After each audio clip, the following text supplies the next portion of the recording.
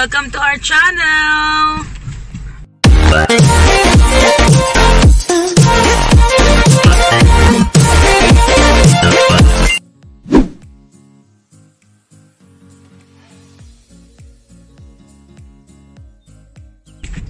We're here again! And for sure, napanood nyo na ang aming part 1 sa aming client number 4, Duff and Rod's Living and Dining. Nabitin ba kayo? Ano, pakikalat na po ang balita. Pagsabi, ipag-chismis. So, ito na ang part 2 with the reveal. Enjoy! Enjoy! Sabi mo na, enjoy! Thumbs up! Thumbs up! Bye! Bye! So, update lang. Ayan na siya. Tapos na ang aming paint, of course. And ang aming wall unit. Oh, mamaya na namin papakita. So,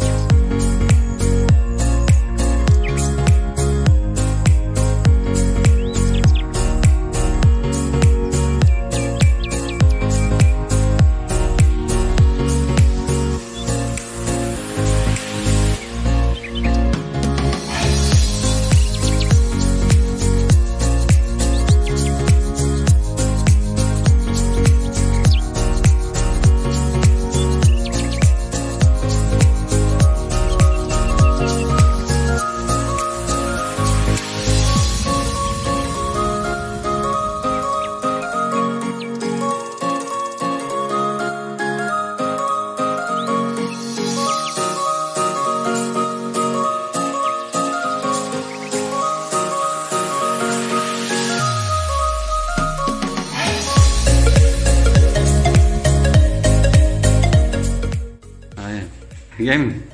Sa pagpasok mo ng door, ito agad ang una mong makikita. Siyempre, ito ang kanilang gallery wall na may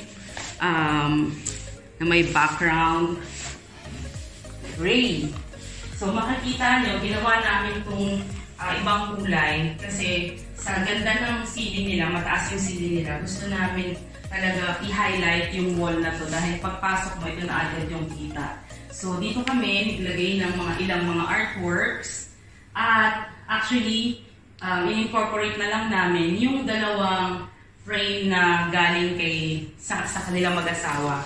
So, sakto, black din ang frame. So, nag-complement siya dun sa gallery wall natin. And kung makikita nyo, very contrasting talaga yung nabili namin second hand na pre-love na sofa. Or na pre-love na sofa. So, umangat ang kulay niya. Unlike kung wala talaga siya, pareho lang halo siya ng wall. So, since dito na tayo, yes, ito naman, itong floor lamp naman na to, spray paint lang natin to, nakita nyo kanina, dati itong kulay gray. So, mukha kasi siyang aluminum. So, ngayon, saktong-sakto na siya ngayon sa ating black and white Scandinavian. Then, minaximize natin yung space. At sa pagpili ng mga furniture, kagaya nito,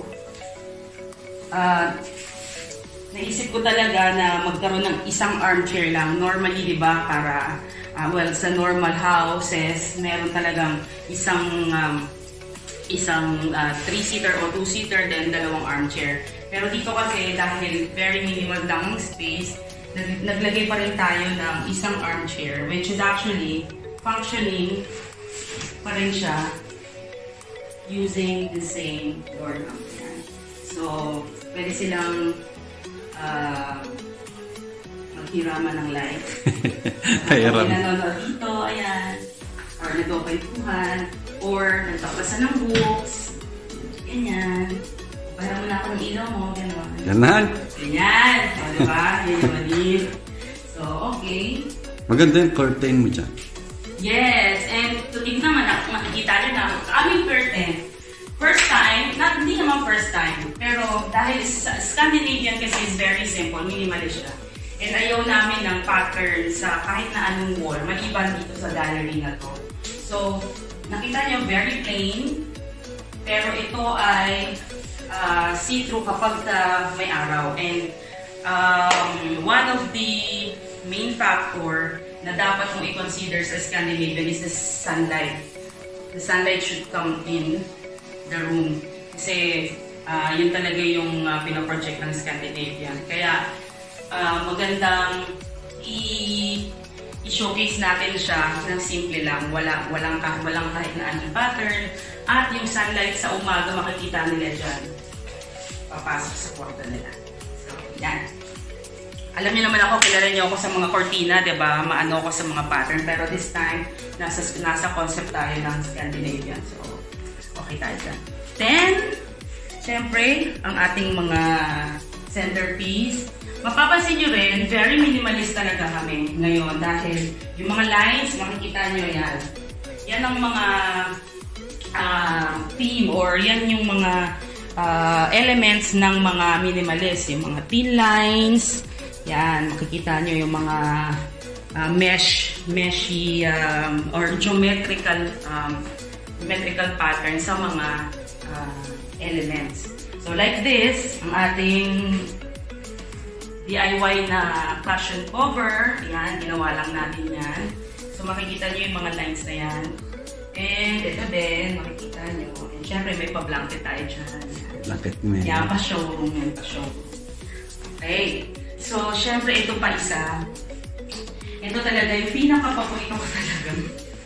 Pinaka-paborito kong halaman. Eh, kahit sobrang mahal nito, talagang nilagay ko talaga siya dito dahil pag wala to, wala tayong Scandinavian. So, tignan nyo naman kung gaano kaganda ang contrast niya sa gray. Diba? And ito, improvise na lang natin para umangat siya. Pero, ayan, trash ka nila to. Ginamit nila kasi ang ganda. Pero okay din siya, di ba? Para mas mataas. Kasi dapat may elevation pa rin. Kasi nga, sa sobrang taas ng ceiling nila, dapat pataas ngayon ang mata mo para ma-accentuate siya. Spell accentuate. Basta yan. Yes, ma-highlight. Highlights. Yan.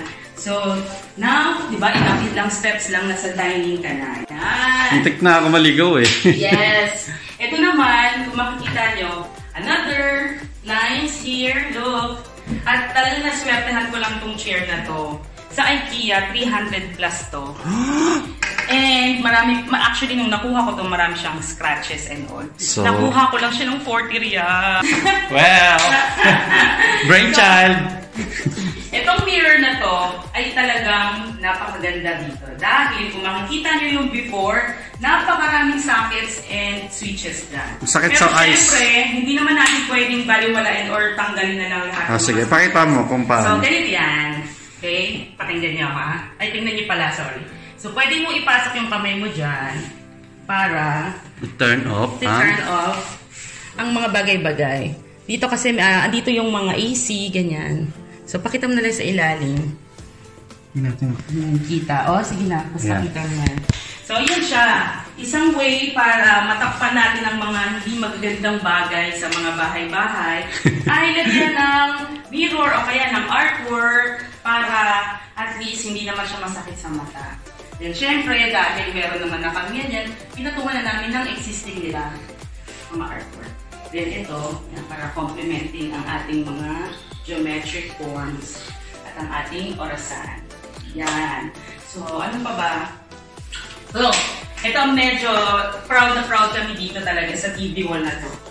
And to tell you one thing, dahil nga bagong lipat sila, Daph, may mga bagay lang sila na in-incorporate namin. So, halos lahat ng mga nandito ay mga bago sa kanila. Ang hindi lang nila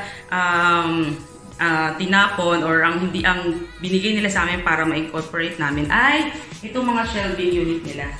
Kanila to, 1, 2, 3. Then, kanila din tong stool na to. So, may mga existing na talaga dito. So, kasi mahilig sila sa mga bisita. Ayan. So, ginawa namin, nilagyan namin siya ng space para at least hindi siya sagapan pag hindi ginagamit. So, yan. Yan. Diba? So, yan, speaker and TV. Then, ito din. Kanila din to. Sa dati nilang bahay, meron na silang ito. Pero silver ito dati. So, in-spray paint ko lang para mag-complement na naman sa ating black and white Scandinavia. So, yes. And lastly, ay ang aking pegboard. Ayan. So, mapapansin nyo, ito, pinrint out ko lang siya, ginawa kong grayscale. Pero yan yung original nilang mga pictures dun sa kasal nila. Kasi gusto kong ipakita kasi sa kanila na yung memories nila nung kasal nila. And actually, dahil ito ay bagong bahay nila, gusto kong ma-welcome sila with this pegboard na pwede nilang ilagay yung mga memories nila dyan. Papaalala sa kanila. And home is where the heart is. So, kayo na bahala magpaliwanag dyan. Basta may home, okay na yan. At may... Yan. And lastly, gusto ko lang ipaliwanag yung ginawa namin lighting. Kung mapapansin nyo, sa taas, existing na nila dati, yung dalawang fluorescent lamp. Tatlo. Actually, tatlo sila. And wala siya sa gitna. So, ginawa namin dahil ayaw namin maging purely mood lighting ang living and dining nila. Kasi gusto namin maging productive yung space. Kasi most of the time, kapag mood lighting, gusto mo na lang, pahinga ka na lang, o kaya, alam mo yun, yung feeling na komportable ka, gusto mong matulog, gano'n. But then, naisip kasi namin, hindi po pwede sa space na to dahil kino-consider din namin yung magiging guest nila. Kasi, narinig nyo naman kanina, ang gusto talaga nila mangyari sa bahay nila is magkaroon ng space para sa mga kaibigan nila, sa mga guest nila. Kasi nga, hindi pa sila, matagal na nilang hindi na nabibisita ng mga kaibigan dahil nga sobrang liit ng bahay nila dati. So, niretain namin yung lighting dati, which is the two fluorescent para maging ambient. Siya yung magsisilbing ambient ng buong room. So, makikita nyo, maliwanag pa rin siya. But, we still incorporate some accent lighting and task lighting. So, makikita nyo, naglagay kami ng chandelier just to have an accent lighting para naman, yun na nga, isa pa, ma-emphasize din ang magandang ceiling nila. So, yan yung isang trick para sa mga matataas ang ceiling. So, make sure na meron kayong mga pendant lamps or mga chandelier kasi nagpapaganda talaga siya ng elevation ng room. Then, kung makikita nyo, another light na in-introduce namin doon, which is we always use, is yung trunk lighting. Kasi nga dahil gusto rin namin talagang ilawan yung gallery wall. So, we have task lighting, accent lighting, and ambient. So, there you are. Andun na sila sa labas. Again, naghihintay na naman sila. Let's go. Sunduin na natin sila. Yala! Let's go! Sila. Kita. Walang bibilad. Baka madama. Joke. Diyan. Okay. Teka lang. Masagot na. Okay. Ready? 1, 2, go! Wow! Welcome to your home! Oh my God!